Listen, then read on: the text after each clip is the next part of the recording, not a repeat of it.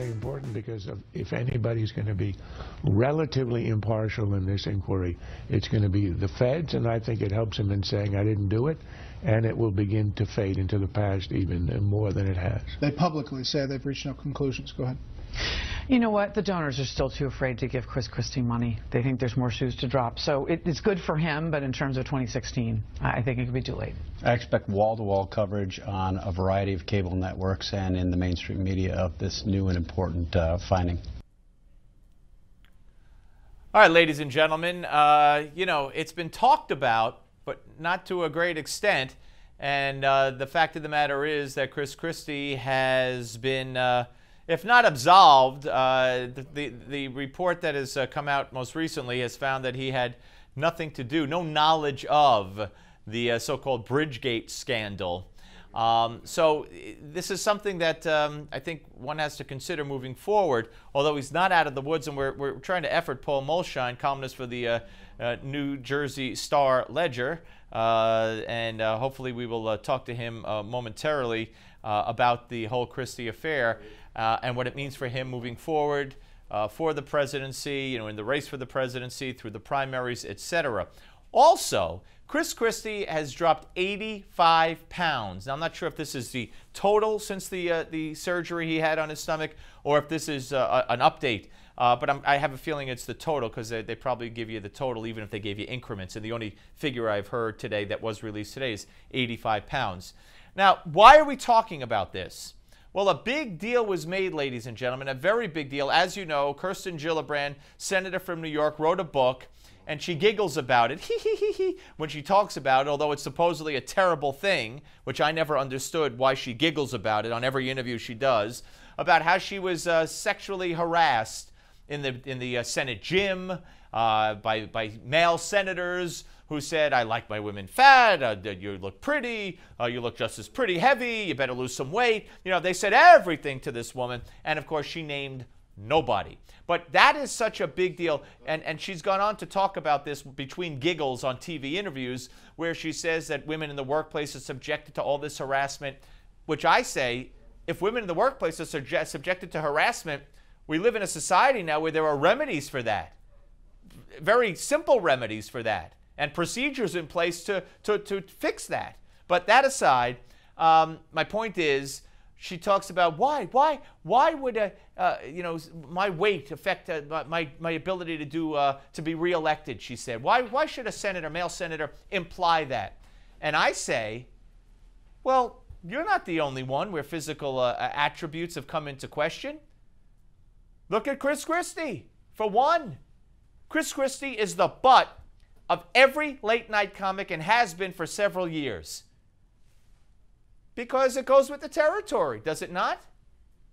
Okay, well, let's talk about Chris Christie. We could throw that in at the end if we have time. But Paul Mulshine, columnist for the New Jersey Star-Ledger. It's the Newark Star-Ledger, right? Hard to tell these days. Paul? We're all over.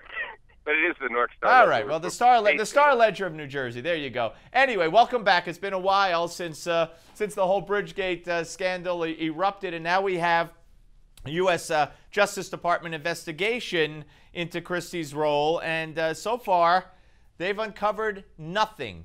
To you, who's been a skeptic, I think that's a fair assessment of how you've judged Christie over the course, at least when this first came out, and he denied culpability, denied knowledge, etc. How do you weigh in on these findings so far? Well, you know, these things have swung wildly, these reports, in both directions. About 2 months ago, Esquire had what seemed like an authoritative report saying they were getting very close to the people closest to Chris Christie, and the vice was tightening and all that. And then when you discuss it with the U.S. Attorney's Office, they say, no, don't get excited about this. This is all hype. We do not give out that sort of information. They're getting way ahead of the story. Now, same thing happened with this. Brian Williams went out in the opposite direction, saying Christie's been cleared. And again, the Justice Department this time came out publicly and said, no, you know, we're not giving any public comment on this. So it's a pendulum there, but Paul Fishman, the U.S. Attorney, unlike Chris Christie before him, is not a publicity hound. The guy plays his cards close to his vest, and basically what we know about the U.S. Attorney's investigation is nothing. All right, so is this was leaked out? I mean, I know Jonathan Dienst, the NBC News 4 New York reporter, investigative reporter, great reporter. He came up with this story. So this was not an announcement, as many people believe it was, from the Justice Department saying there so far has been no evidence, we have found no evidence. This was a story, reported on by an investigative reporter for NBC, and then, as you mentioned, followed up on by Brian Williams, correct? Yeah, and that's the one that, again, the actual announcement is they're getting ahead of themselves here, and we're not letting anything out. He may have some great sources, and they may be saying that. The interesting thing there, though, is, Christie himself always sets the bar low in terms of saying, I'm innocent if I didn't have anything to do in the advanced planning. Now, Christie was up to his ears in the cover-up. I was at his famous, I worked the Cohen's news conference where he made light of the whole thing when he had every reason to know it was already quite serious. Now, it's not necessarily a federal charge.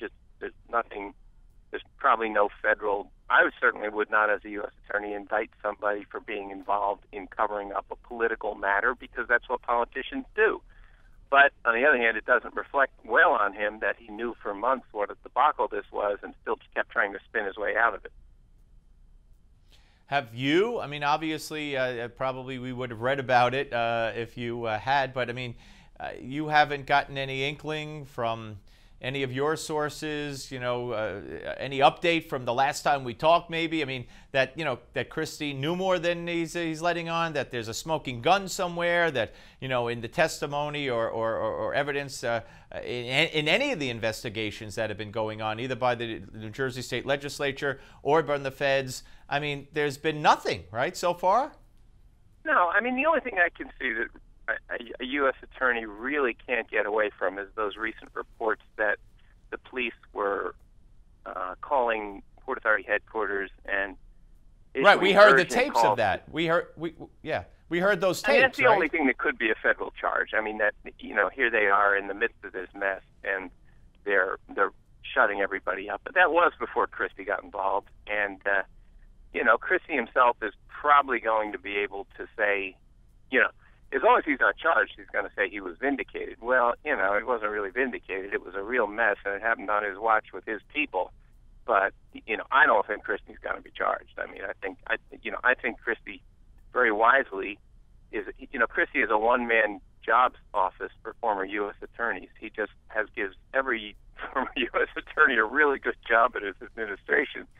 And, the way these things work, I think, is if you're a U.S. attorney and you say, geez, do I want to tick this guy off when he might become president? And, he just named 2 former U.S. attorneys to the state Supreme Court. So he just loves to name former U.S. attorneys to everything. So they have every reason to think he's a guy they want to know well, not cross, right? So I would think that he's been very wise in that regard. But you're not saying that a U.S. attorney who has something on Christie, I mean, with regard to this issue, would suppress it in hopes of getting their career boosted to a better position by President Christie later on, are you? Gee, who would suggest that? Not me. Well, you are no. But in all fairness, Paul, you are suggesting that kind of. I mean, do you think that that's a real? This is how politics works. I mean, a U.S. attorney can indict anyone for anything, pretty much. There's a book out called 3 Felonies a Day about how we all commit 3 federal felonies a day. Right, and you can indict a ham sandwich, yeah. Yeah, U.S. attorneys can do whatever they want, and they've got you because they can hit you with these massive sentences, and there's nothing you can do. So their discretion is so huge that, now Fishman has been used his discretion much more wisely than Christie did. Christie did a lot of grandstanding when he was U.S. attorney. Fishman, fortunately for Christie, Fishman is not like Christie. But I think U.S. attorneys, when they look at these things, some of them get on crusades, like Preet Bharara, the New York U.S. attorney, is always going off half-cocked, and Fishman's not like that. and Christie always went up. You know, Christie was building his reputation to run for office on the backs of everybody he was indicting.